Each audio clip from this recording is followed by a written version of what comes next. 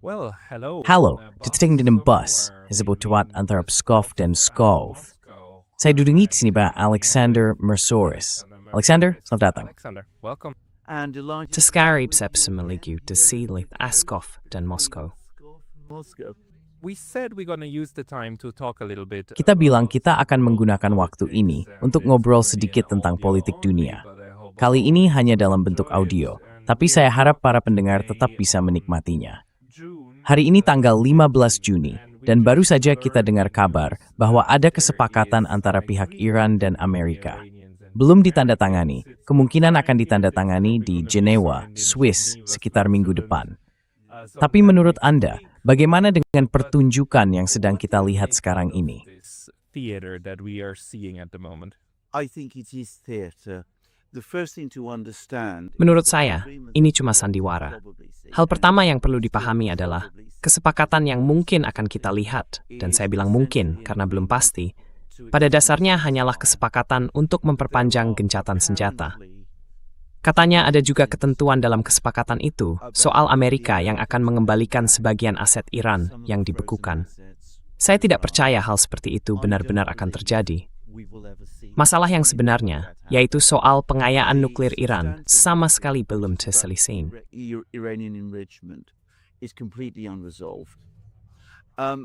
What it looks like to me is a device. Menurut saya, ini terlihat seperti upaya dari Amerika Serikat untuk membuka kembali Selat Hormuz dan mengembalikan aliran minyak secara teratur ke pasar global. Karena Amerika Serikat sudah menyadari bahwa kejatuhan ekonomi Iran yang mereka harapkan terjadi akibat blokade laut, ternyata tidak akan terjadi sama sekali, atau setidaknya tidak akan terjadi cukup cepat untuk menutupi kenaikan harga minyak dan risiko resesi di Amerika sendiri. Jadi, saya melihat ini sebagai gencatan senjata sementara. Tapi saya juga yakin Amerika dan Israel akan mundur sejenak dan meninjau ulang strategi mereka. Saya tidak berpikir tujuan mereka terhadap Iran berubah. Dan saya rasa mereka akan mencoba memanfaatkan waktu selama gencatan senjata ini untuk memulai kembali seluruh operasi itu. Mungkin dengan cara yang berbeda. To restart this whole thing all over again, maybe in a different way. And so on the side of the Iranians. Jadi dari sisi Iran, mungkin yang kita lihat sekarang hanyalah sisi lain dari hal yang sama. Mereka juga bisa memanfaatkan Jeddah. Mereka juga bisa menggunakan waktu untuk mempersiapkan diri lagi. Dan sementara itu, mereka menyetujui sesuatu yang setidaknya di atas kertas membenarkan posisi mereka. Meskipun dalam kenyataannya, kemungkinan besar tidak akan benar-benar dijalankan seperti yang terlihat. Dan jangan lupa, ini cuma sebuah nota kesepahaman kan? Yang aneh bagi saya adalah, sekitar 2 bulan lalu, Amerika justru setuju dengan syarat-syarat Iran demi mencapai perjanjian damai. Tapi sekarang kita sampai di tahap nota kesepahaman yang sebelumnya bahkan tidak pernah direncanakan. Nota kesepahaman itu seharusnya membawa kita ke perjanjian damai final. Prosesnya begitu rumit, sampai sulit membayangkan bagaimana ini bisa benar-benar mengarah kemanapun. Tapi untuk saat ini, semua no bisa menangani semua situasi konflik. It's a style beku. Ide lain sebenarnya. Frozen, semi-hold conflict. Yes, it's important to remember. Ya, penting untuk diingat bahwa meskipun Amerika yang membuat konsesi lebih besar, maksud saya, mereka jelas memulai perang ini dengan harapan bahwa pemerintah Iran akan segera runtuh. Dan mereka menyatakannya dengan sangat jelas.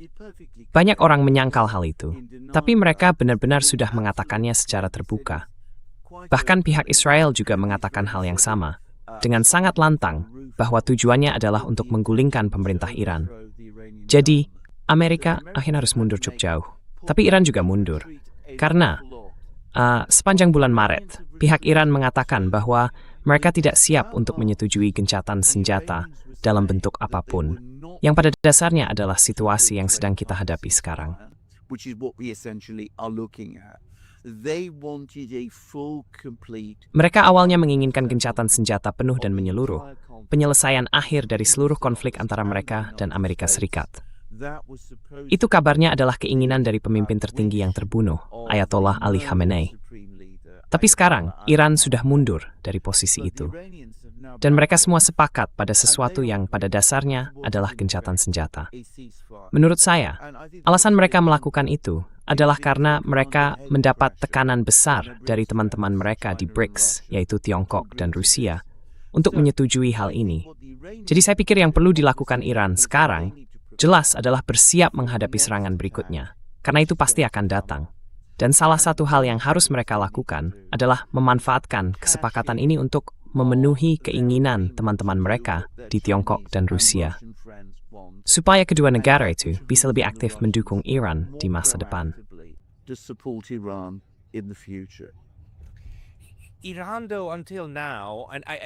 Iran, sejauh ini, dan saya sepenuhnya setuju dengan Anda, seperti yang sudah kita lihat, putaran pertama tahun lalu, kita baru saja melewati peringatan 1 tahun dari putaran pertama itu, perang 12 hari. Dan tahun ini kita punya perang 40 hari.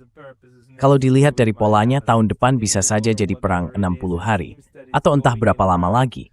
Sepertinya memang terjadi secara bergelombang. Tapi, Iran selama ini, dan Anda juga pernah menyinggung hal itu di program Anda, memiliki strategi kemandirian, kan? Mereka selalu sangat curiga terhadap segala bentuk kerjasama, baik militer maupun lainnya, dengan Rusia atau Tiongkok. Menurut saya, kalau dilihat dari sisi sejarah, hal itu bisa dimengerti. Tapi saya juga setuju dengan pengamatan Anda bahwa sikap seperti itu justru membuat segalanya jadi jauh lebih rumit.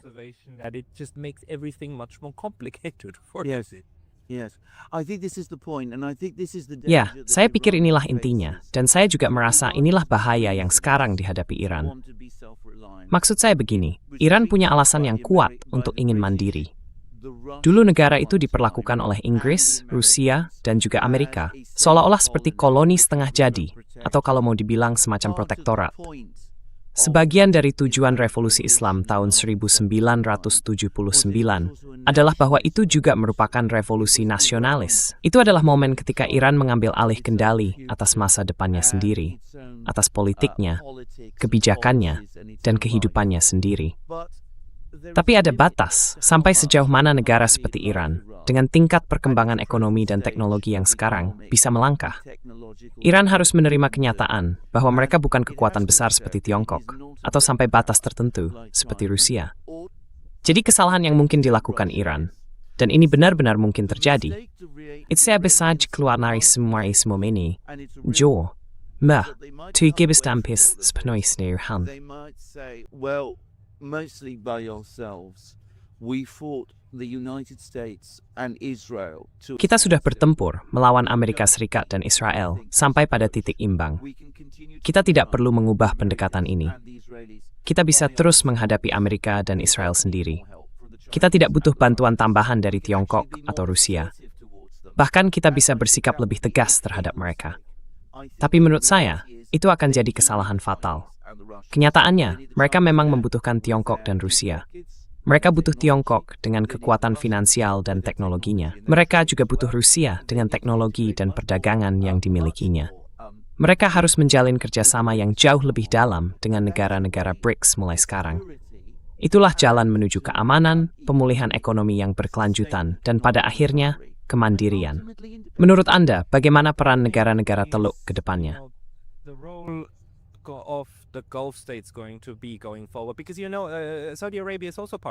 Karena ya, Arab Saudi juga bagian dari BRICS, kan? Iya, saya nggak melihat ada semacam solusi dari BRICS yang muncul dari situasi ini. Maksud saya, yang bisa kita bayangkan adalah integrasi yang lebih dalam antara Iran, terutama dengan Rusia dan Tiongkok, di satu atau beberapa bidang, mungkin dalam berbagi intelijen atau pengembangan teknologi tertentu. Mungkin bukan dalam hal pembelian militer. Saya rasa, bahkan kalau mereka memutuskan hari ini untuk membeli jet tempur Rusia atau Tiongkok, program itu baru akan selesai mungkin sekitar 10 tahun lagi. Tapi untuk pengembangan teknologi di level yang lebih rendah, seperti teknologi drone dan sebagainya, meskipun kalau bicara soal drone, Iran sendiri sebenarnya sudah cukup maju.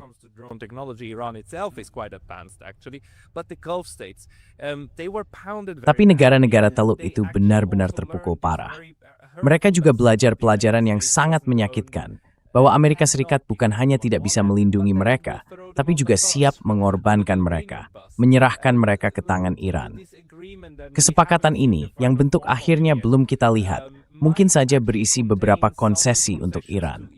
Artinya, Amerika Serikat kalaupun tidak menarik diri sepenuhnya, setidaknya tidak akan kembali mendominasi negara-negara Teluk. Kita masih harus lihat nanti seperti apa hasilnya. Tapi menurut Anda, bagaimana posisi negara-negara Teluk ke depan? The Persian Gulf states need to make some Negara-negara di Teluk Persia juga harus mengambil keputusan yang sangat penting tentang masa depan mereka sendiri. Karena, seperti yang Anda katakan dengan tepat, mereka telah menaruh semua harapan pada Amerika dan Israel.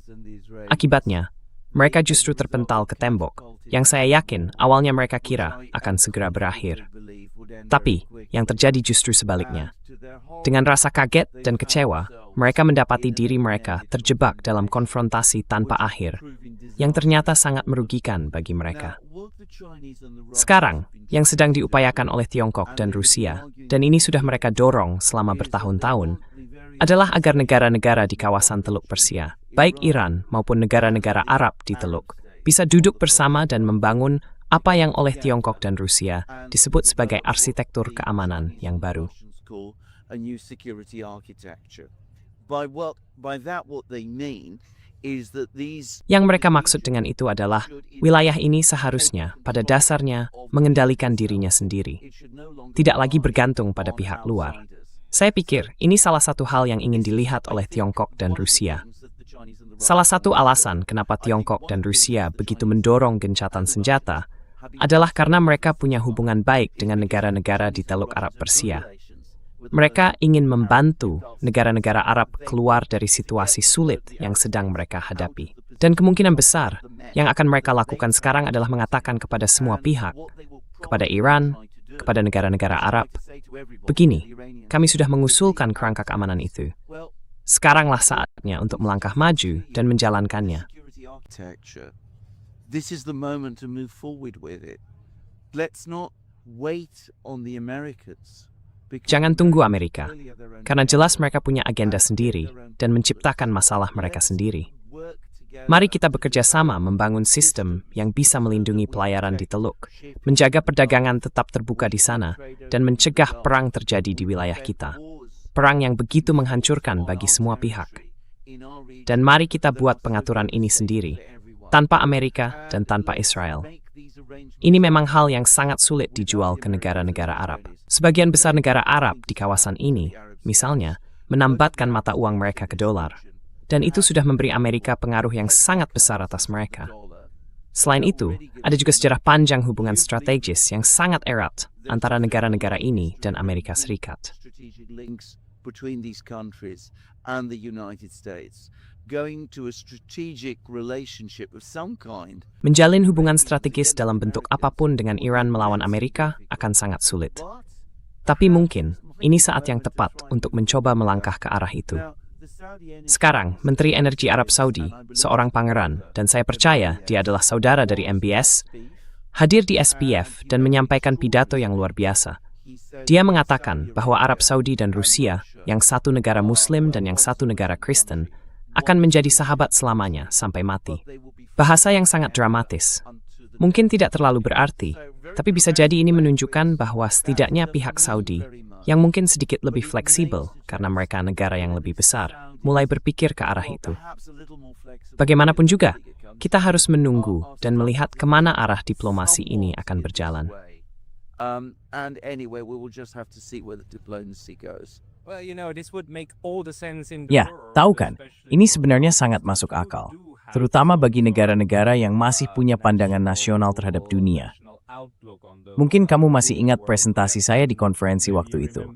Kalau kamu berusaha menjalin hubungan yang bersahabat dengan semua pihak di kawasanmu, ya pada dasarnya kamu menjadi netral. Well, that is exactly what it means. It means that you would be a friend, Det slår krisen från XFU-SETI. the neutral status of the entire region. Saya masih sangat ingat, waktu itu Profesor Muhammad Marandi dari Universitas Teheran yang menjelaskan kepada saya di podcast ini, bahwa kalau negara-negara Teluk memutuskan hubungan mereka, bukan hubungan ekonomi, tapi hubungan militer dengan Amerika Serikat, Kalau mereka membatalkan semua perjanjian pangkalan dan mengusir pasukan Amerika, maka Amerika Serikat akan kehilangan kemampuan fisik untuk menyerang Iran. Jadi bisa jadi memang itu strategi Iran di sini. Mereka mungkin ingin mendorong terciptanya gencatan senjata yang pada akhirnya membuat negara-negara Teluk dari pihak mereka sendiri membatalkan semua perjanjian itu. Dan dengan begitu, secara de facto akan jadi hampir mustahil bagi siapapun untuk melakukan serangan besar-besaran, bahkan dengan Israel yang masih ada di sana. Tapi tentu saja, kemampuan dengan rudal jarak jauh atau menengah itu ada batasnya. You're quite right. I mean, one would like to think this. Anda benar sekali. Maksud saya, memang wajar kalau orang berpikir begitu. Tidak diragukan lagi, itulah strategi Iran.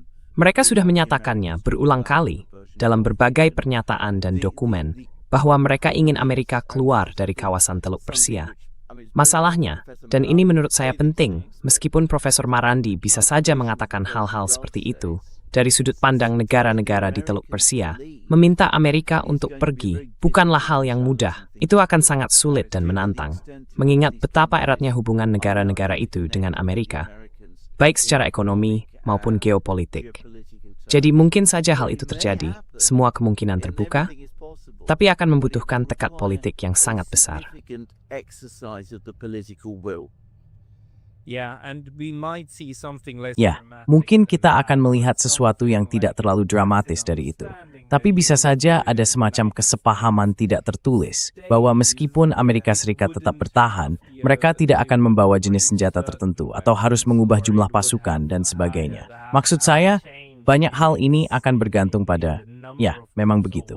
I mean, a lot of this will depend on things that are probably going to be difficult to see and for us to assess, because if these decisions are taken, they're definitely not going to be broadcasted loudly, unless Donald Trump decides to say like, we are leaving, we are not wasting money over there anymore. Well, indeed. But I don't really see that one. No, Tapi saya sebenarnya tidak melihat hal itu. Saya juga tidak. Maksud saya begini, ini membawa kita kembali pada pilihan yang harus dibuat oleh negara-negara di kawasan itu. Saya pikir Iran punya keinginan dan niat penuh untuk membangun pengaturan keamanan di Teluk Persia, seperti yang sedang kita bicarakan. Tapi mereka harus mengambil keputusan tertentu tentang hubungan mereka dengan negara-negara yang sudah menjadi teman mereka, seperti Tiongkok dan Rusia. Sementara itu, negara-negara di Teluk Persia punya keputusan yang bahkan lebih besar. Apakah mereka akan tetap bukan hanya sebagai teman, tapi juga sekutu Amerika Serikat? Atau mereka ingin tetap bersahabat, tapi bersikap netral? Nah, bagi mereka, itu keputusan yang jauh lebih besar. Tapi ini juga menyangkut keberlangsungan mereka sendiri, karena Iran akan tetap bertahan, apapun yang terjadi. Iran adalah negara besar. Sedangkan bagi negara-negara Arab di kawasan itu, situasinya jauh lebih rumit.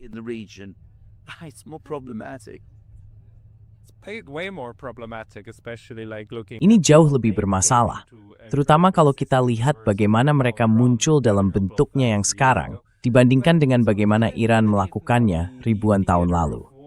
Jadi bahkan kalau sekarang medan perangnya mulai mereda atau agak tenang, meskipun mungkin hanya jeda sementara, kita juga melihat di saat yang sama bagaimana medan lain justru mulai memanas. Yang paling penting, Armenia. Dan kita lihat sekarang, Armenia tampaknya sedang berada di jalur yang jelas menuju, ya, saya akan menyebutnya sebagai bentuk ketergantungan yang makin dalam di bawah bimbingan Eropa dan Amerika. Dan yang menarik, orang yang dulu mengambil keputusan besar dan menyerahkan sebagian wilayah Armenia, tampaknya katanya menang lagi dalam pemilu. Padahal, para pengamat di lapangan yang saya wawancarai di podcast saya bilang, pemilu itu banyak kecurangannya. Menurut Anda, bagaimana posisi Armenia yang formosung langsung Iran?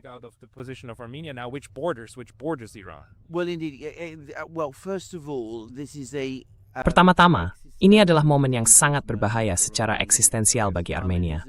Ya, betul. Maksud saya, negara itu berada di kawasan yang sangat-sangat berbahaya. Mereka juga kekurangan teman di sana. Azerbaijan sama sekali belum berdamai dengan Armenia. Turki tetap bersikap bermusuhan secara struktural. Sekarang mereka sedang mengambil taruhan besar pada Barat. Mereka menjauhkan diri dari teman lama mereka yang sangat kuat, yaitu Rusia. Seperti yang saya katakan, ini risiko yang sangat tinggi. dan sangat berbahaya. Risiko besar dalam hal ekonomi. Dan juga karena berada jauh dan kecil, kemungkinan akan datang membantu Armenia. Tapi risikonya juga muncul dalam hal lain yang berkaitan dengan situasi di Iran. Sekitar setahun lalu, saya berada di Georgia, seperti Anda juga baru-baru ini, dan saya sempat bertemu serta berdiskusi dengan seorang warga Amerika di sana. Saya cukup yakin dia punya hubungan dengan badan intelijen, meskipun saya tidak bisa memastikan. Tapi Timat membicarakan tentang kedutaan pusat di Yerevan, yang ukurannya sangat besar. American embassy in Yerevan, which is enormous. Ya, And he said that one of the reasons it was so enormous Dan dia bilang, salah satu alasan kenapa hal itu begitu besar adalah karena mereka mengatur berbagai peristiwa di Iran bagian utara. Betul.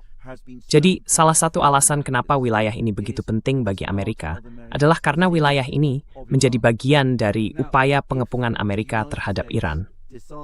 Sekarang, kalau Amerika Serikat memutuskan bahwa pengepungan itu tidak bisa dipertahankan lagi, bahwa Iran pada dasarnya sudah tidak bisa digulingkan, maka tentu saja nilai strategis Armenia bagi Amerika akan turun drastis. Dan Amerika mungkin mulai mengurangi komitmennya karena Armenia itu letaknya sangat jauh dari Amerika. Sangat sulit bagi Amerika Serikat untuk mempertahankan kehadiran di sana tanpa batas waktu.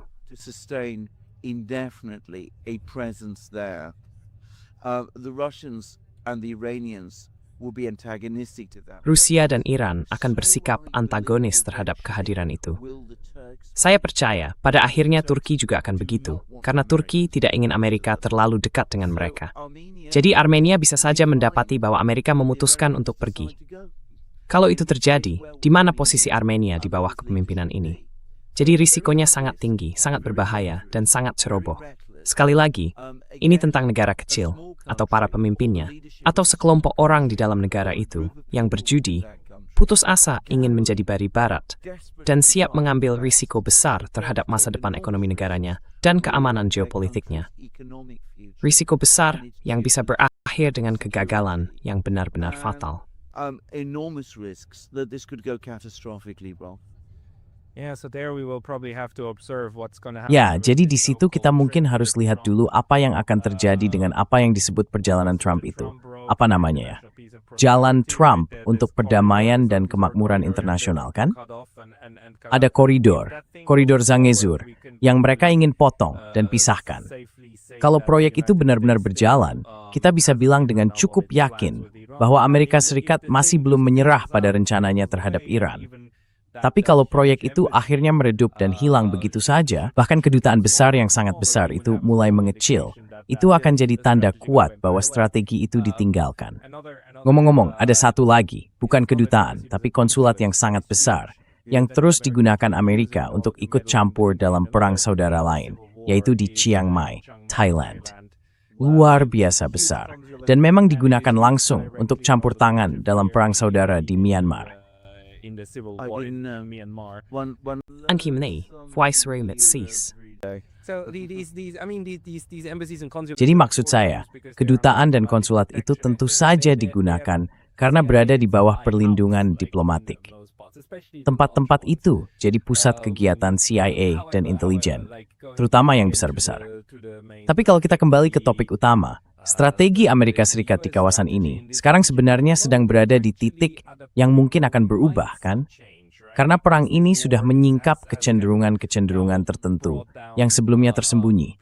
Yang penting, tentu saja, Iran tetap jauh lebih kuat dari yang diperkirakan oleh Bertat. Menurut Anda, apalagi make it bright, it is sudah perang yang Iran kidding. Second round of the Iran war taught us. Well, I think we did learn that the Iranians were much stronger. Menurut saya, kita memang belajar bahwa Iran ternyata jauh lebih kuat. Tapi kita juga belajar bahwa Amerika jauh lebih lemah dari yang banyak orang kira. Dan saya rasa hal itu akan punya dampak besar. Maksud saya, kekuatan militer Amerika itu tidak luar biasa besar, terutama kekuatan angkatan lautnya. Kekuatan laut mereka tidak mendominasi. Ada banyak rumor bahwa pesawat siluman F-35 tidak seefektif yang diasumsikan sebelumnya. Dan ini sih terbuka untuk berdebatkan. Maksud saya, Jim Webb, yang pernah menjadi perwira tinggi militer Amerika, juga pernah jadi penasihat keamanan Nasir Shefke. geofuturismo. It's too bright and too for. With the US military. He told me on his own show. So it's out there on YouTube. Dia bilang langsung ke saya di acaranya sendiri. Jadi, itu ada di YouTube. Bahwa pihak Iran bisa melacak pesawat F-35 dengan berbagai teknologi menarik. Saya curiga teknologi itu mereka dapat dari Tiongkok atau Rusia. Tapi intinya, teknologi siluman yang selama ini terlalu banyak diinvestasikan oleh Angkatan Udara Amerika ternyata tidak sekuat yang dikira. Kita sebenarnya sudah melihat tanda-tanda dari perang di Ukraina bahwa ketahanan industri militer Amerika itu tidak terlalu kuat. Sekarang hal itu makin ditegaskan lagi. Dan ternyata, kepemimpinan Amerika dalam teknologi militer juga tidak sekuat yang selama ini dibayangkan.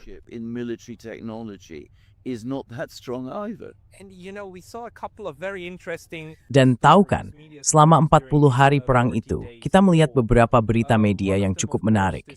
Salah satunya tentu saja tentang pilot yang sendirian, tersesat, lalu diselamatkan. Itu sendiri sudah menarik. Tapi yang menurut saya malah lebih menarik dan agak luput dari perhatian adalah kabar tentang kebakaran di salah satu kapal induk. Katanya, api itu mulai dari ruang cuci dan terus menyala lebih dari 24 jam. Saya terus berpikir, mungkin saja itu bohong. Mungkin kapal itu sebenarnya terkena semacam proyektil. Dan kalaupun tidak, justru lebih parah lagi, karena berarti kapal-kapal seperti itu bisa terbakar sendiri, tanpa ada yang melakukan apapun. Ya, begitulah.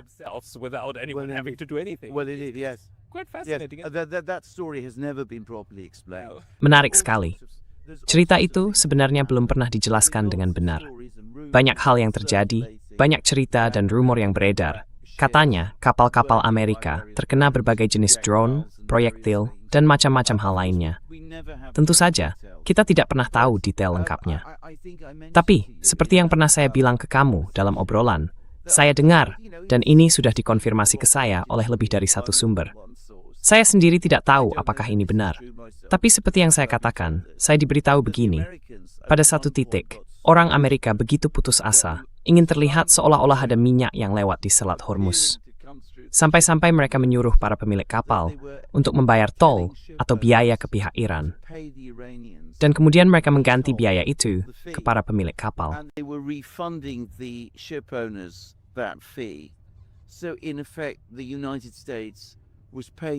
Jadi, pada dasarnya, Amerika Serikat membayar para pemilik kapal, sebenarnya lebih tepatnya, membayar Iran secara tidak langsung, agar Iran menjual minyaknya ke Tiongkok, karena memang kesanalah semua minyak itu dikirim.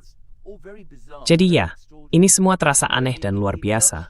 Tapi hal itu sekali lagi menunjukkan bahwa ketika rencana Amerika gagal, seperti yang terjadi di Iran, mereka ternyata lebih lemah, lebih kacau, dan kurang efisien dibanding yang selama ini kita kira.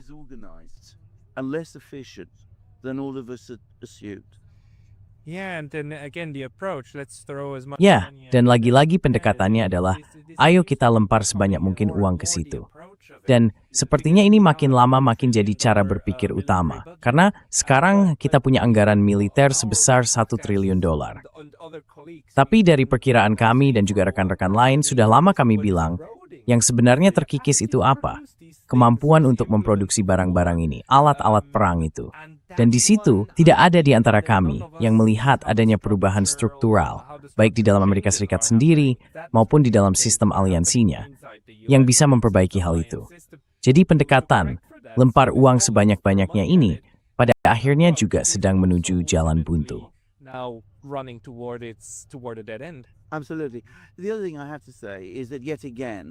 Betul sekali. Hal lain yang harus saya katakan adalah, sekali lagi, kita melihat bahwa pengumpulan dan analisis intelijen Amerika tidak layak untuk tujuannya. Amerika Serikat sangat keliru pada tahun 2022 dalam menilai ketahanan ekonomi Rusia.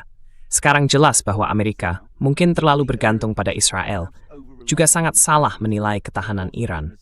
Mereka mengira negara itu lemah, padahal ternyata justru cukup kuat.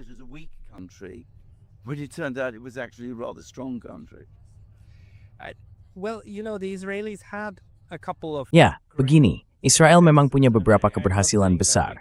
Dan saya bukan bilang begitu karena saya mendukung mereka. Sama sekali tidak, justru sebaliknya. Tapi ada kenyataan-kenyataan tertentu yang memang harus diakui. Maksud saya, di satu sisi, mereka berhasil membunuh Hasan Nasrallah.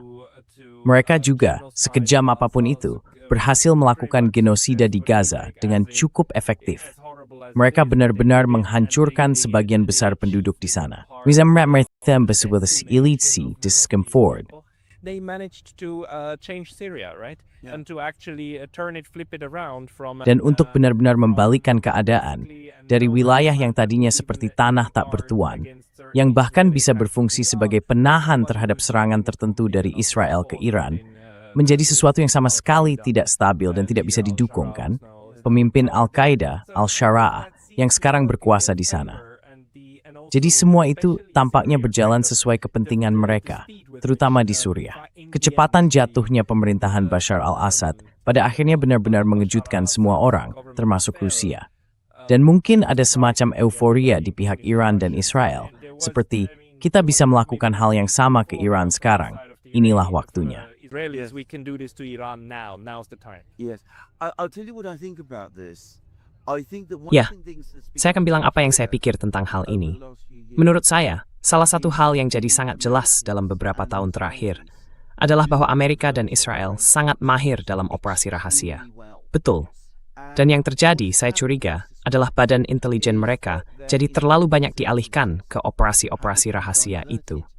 Akibatnya, mereka tidak lagi fokus pada pengumpulan dan analisis intelijen. Saya tidak bicara soal pengumpulan intelijen seperti mencari tahu di mana pemimpin tertinggi berada atau jam berapa dia bekerja, tapi lebih pada memahami secara menyeluruh kondisi masyarakat yang akan mereka hadapi. Analisis seperti itu tidak mereka lakukan sebaik yang seharusnya. Jadi menurut saya, disinilah letak masalahnya.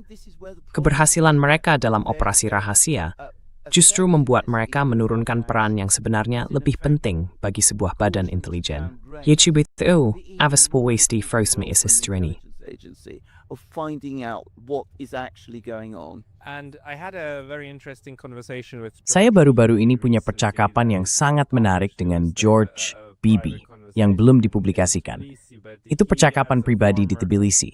Tapi dia, sebagai salah satu mantan direktur di CIA, terus menekankan pentingnya perbedaan antara, bagian intelijen, orang-orang yang berusaha memahami apa yang sebenarnya terjadi. Kita punya orang seperti Ray McGovern dan Larry Johnson yang dulu termasuk dalam bagian intelijen CIA ini. Lalu ada bagian lain, yaitu bagian operasi.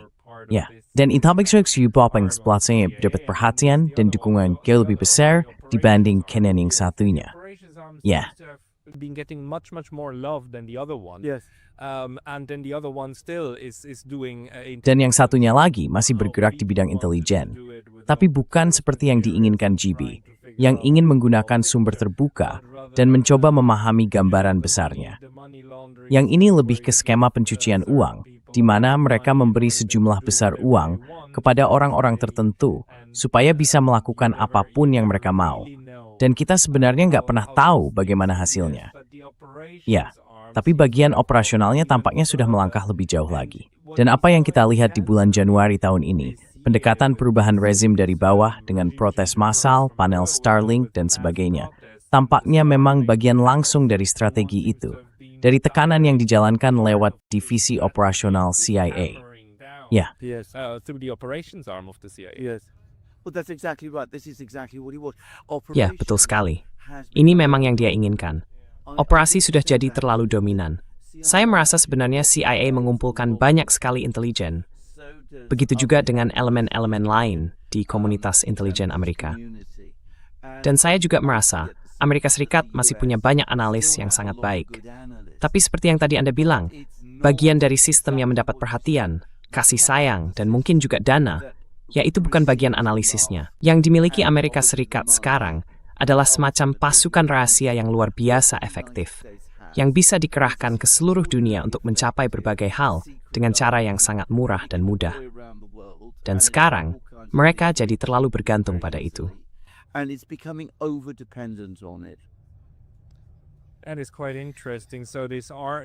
Itu cukup menarik. Jadi negara di dalam negara yang disebut CIA ini, lembaga yang tidak bisa diaudit itu, seolah-olah sedang menjauh dari sisi yang menghasilkan pengetahuan dan malah bergerak ke arah kekuatan kasar. Kependekatan, kita tindak tegas, dan kita bisa melakukannya.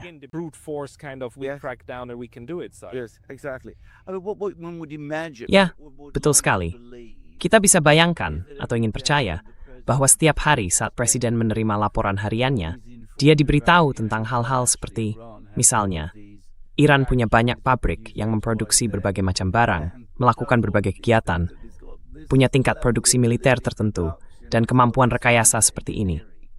Lalu, ketika muncul keputusan untuk meninjau kemungkinan menyerang Iran, pasti ada laporan besar dan analisis mendalam tentang bagaimana hal itu bisa dilakukan, apakah memang mungkin dilakukan, dan semua hal semacam itu.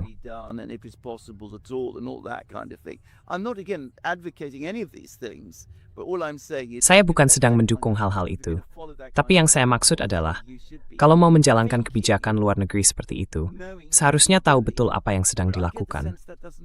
Tapi saya merasa, hal itu sekarang hampir tidak terjadi lagi. Para politisi kebanyakan membentuk pandangan mereka dari media. Saya diberitahu langsung oleh politisi di London bahwa mereka memang mendapat ide dari media. Media yang membentuk cara pandang mereka. Mereka tidak terlalu memperhatikan apa yang dikatakan para analis. Pendapat para analis jarang sekali disampaikan dengan benar. Akibatnya, keputusan sering diambil dengan sangat santai, tanpa benar-benar memahami apa dampaknya nanti.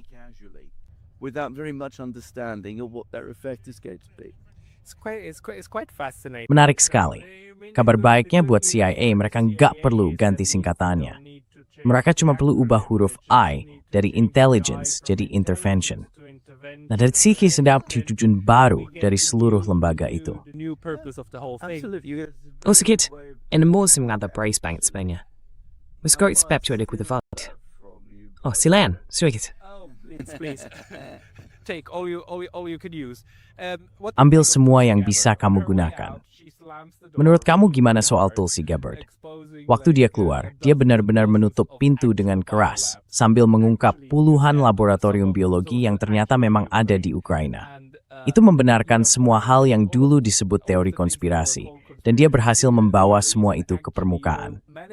Saya selalu heran kenapa dia begitu diam, tapi ternyata dia menyimpan energinya untuk beberapa cerita besar, dan sepertinya ini salah satunya. Menurut Kak Ismene.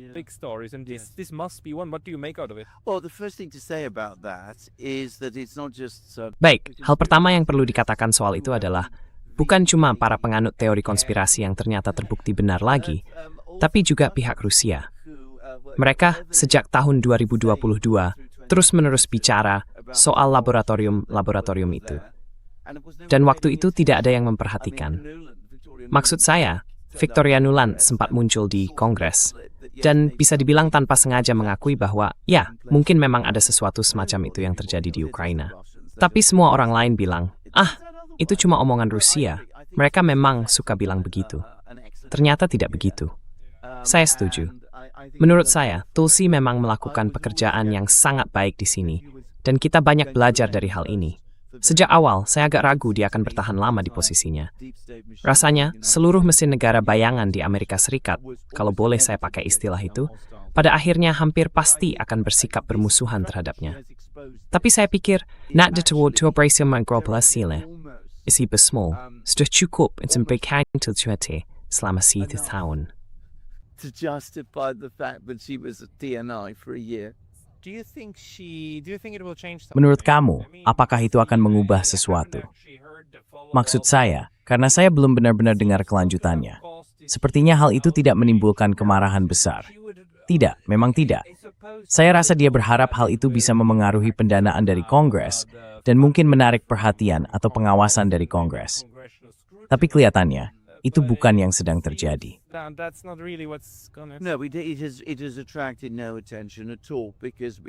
Tidak, sama sekali tidak menarik perhatian. Karena sekarang di dunia barat kita punya semacam sistem omerta, di mana hal-hal mengerikan terungkap, lalu muncul tembok keheningan, dan media tidak memberitakannya. Di Inggris, omong-omong, hal ini sama sekali tidak diliput.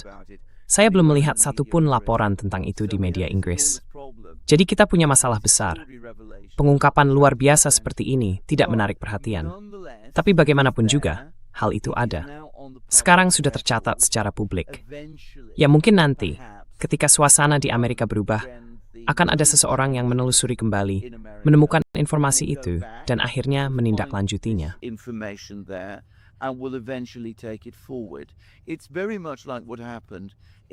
Ini sangat mirip dengan apa yang terjadi di pertengahan tahun 70-an dengan Komite Church. Maksud saya, semua orang, benar-benar semua orang, sudah tahu sejak tahun 60-an dan awal 70-an tentang semua hal buruk yang dilakukan CIA. Mereka memata-matai rakyatnya sendiri, padahal secara konstitusi itu dilarang. Banyak sekali hal mengerikan yang mereka lakukan. Tapi waktu itu, tidak ada yang tertarik untuk menyelidikinya. Sampai tiba-tiba, orang mulai peduli. Dan ketika itu terjadi, seperti yang saya bilang, semua bukti sudah ada di luar sana. Tinggal dikumpulkan dan dijadikan dasar untuk membangun sebuah kasus. Jadi saya melihat ini sebagai semacam hadiah dari Tulsi untuk masa depan.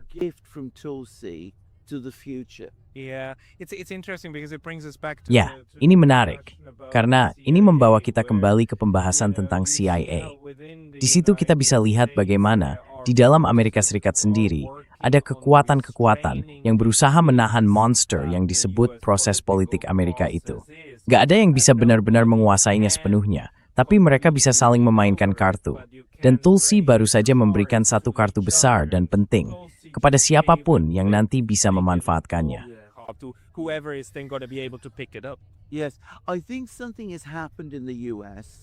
Ya, saya pikir ada sesuatu yang terjadi di Amerika Serikat yang tidak boleh diremehkan, meskipun prosesnya berjalan sangat lambat. Pertama, ada pengungkapan dari Edward Snowden, lalu seluruh urusan Russiagate, dan berbagai hal lain yang muncul setelah itu. Jangan lupa WikiLeaks. WikiLeaks tentu saja sama sekali tidak bisa diabaikan. Semua itu telah mengajarkan orang Amerika, atau setidaknya mereka yang tertarik pada isu-isu seperti ini, yang ternyata jumlahnya cukup besar dan cukup vokal, bahwa komunitas intelijen Amerika sekarang memainkan peran aktif dalam politik dalam negeri. Selama ini sudah diketahui bahwa mereka berperan aktif dalam politik negara lain.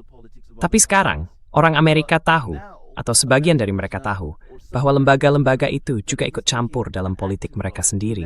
Dan dengan setiap langkah, dengan setiap tuduhan baru yang muncul, itu memaksa itu titik sana velo kosmepule dak van raridik.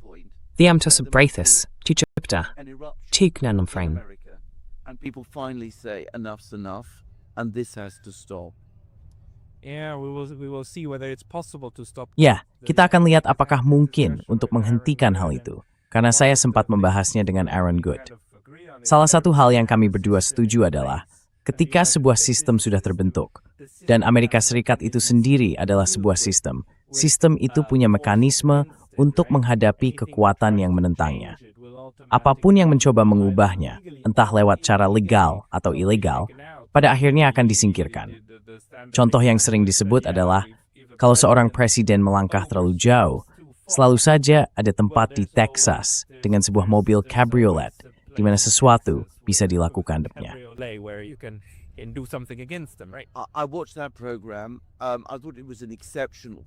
Saya menonton program itu. Menurut saya, programnya luar biasa. Saya harus bilang, saya rasa sistemnya sekarang jauh lebih mengakar dibandingkan tahun 60-an. Jadi dalam beberapa hal, tantangan untuk melakukan perlawanan hari ini jauh lebih sulit dibandingkan waktu itu. Atau dibandingkan masa Komisi Church di tahun 70-an.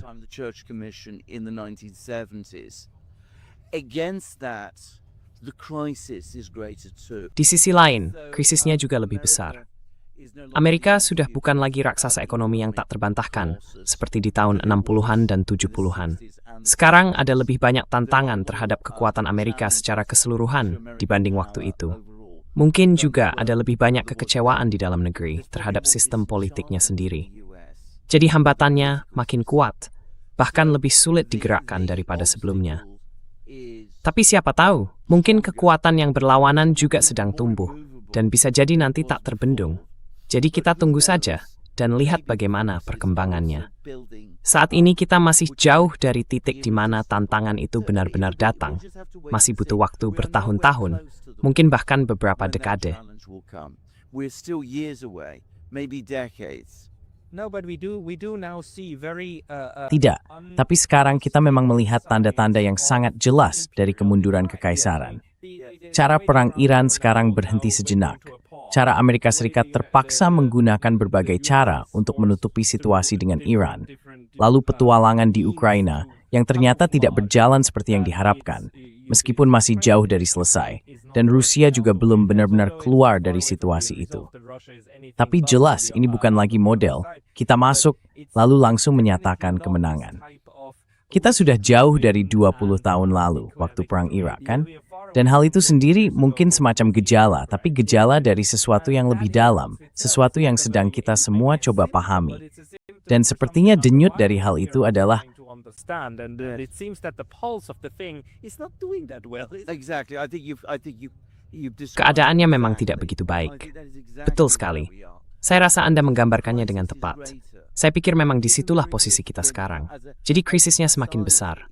Dan kalau Amerika ingin bangkit sebagai masyarakat, sebagai bangsa, bukan sebagai kekaisaran, maka untuk keluar dari krisis itu, Amerika harus menghadapi semua masalah yang menumpuk akibat warisan kekaisaran itu.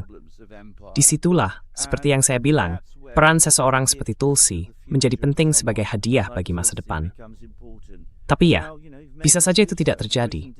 Inggris tidak melakukannya. Inggris tidak pernah benar-benar menghadapi sejarah imperialnya sendiri. Mereka pada dasarnya menyembunyikannya di bawah karpet. Akibatnya, Inggris terus mengalami kemunduran. Bahkan setelah masa kekaisarannya berakhir, kemunduran itu tetap berlanjut. Imperial Britain And in this continues to decline. sense, Russia is different, isn't it? I mean, dalam hal ini Rusia memang berbeda, kan? Maksud saya Gorbachev, apapun pendapat kita tentang dia, baik atau buruk, dia memulai, atau Uni Soviet memulai, sebuah proses yang sebenarnya menghadapi kelemahan sistem itu sendiri. Proses itu memang membuat Uni Soviet runtuh. Tapi dari situ lahirlah Rusia modern, bukan? Rusia modern yang kita lihat sekarang ini, ya, bisa dibilang sangat berbeda dari Uni Soviet tahun 1985. different animal than what the Soviet Union was Yeah. in 85. It's much more vigorous. There's far more vitality. Ini jauh lebih dinamis. Far more open. Ada energi yang jauh lebih hidup di sini. Diskusinya juga jauh lebih terbuka. Saya berani bilang, ini juga negara yang lebih bahagia dibanding Uni Soviet pada tahun 1985. Saya benar-benar yakin itu. Bahkan kalau mau melangkah lebih jauh, bisa dibilang prosesnya sudah dimulai sejak tahun 1956, saat Kongres Partai ke-20 dan pengungkapan kejahatan di era Stalin. Memang forwardsi with the cap, dan stopei sekali di jalan jauh. Tapi itu bersentuh. Went very far, but it opened the door. Dan it was to a plus sign. It's very still with sisvi. Can we imagine Bisakah kita membayangkan hal seperti itu terjadi di Amerika Serikat?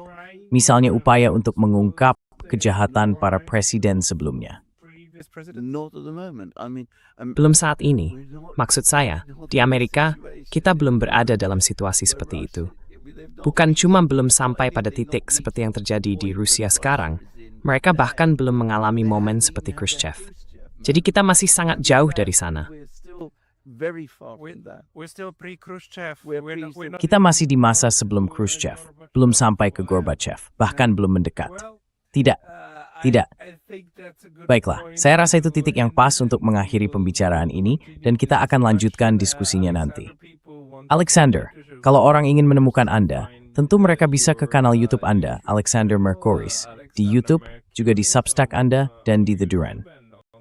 Ada tempat lain di mana orang bisa menemukan Anda? And any other place where people should find you? Well, we Ya, ada juga kanal saya, kanal Alexander Mercouris. Dan saya mulai, meskipun agak ragu-ragu, untuk hadir di Twitter. Atau seharusnya saya bilang di X. Karena sekarang sudah bukan Twitter gitu. It's no longer Twitter anymore. I like resistance to the word. Saya suka adanya penolakan terhadap kata X. Itu menunjukkan adanya perlawanan terhadap perubahan yang dipaksakan. Baiklah, kita akan berbicara lagi, dan terima kasih banyak atas waktunya, Alexander. Thank you very much for your time, Alexander. Iski.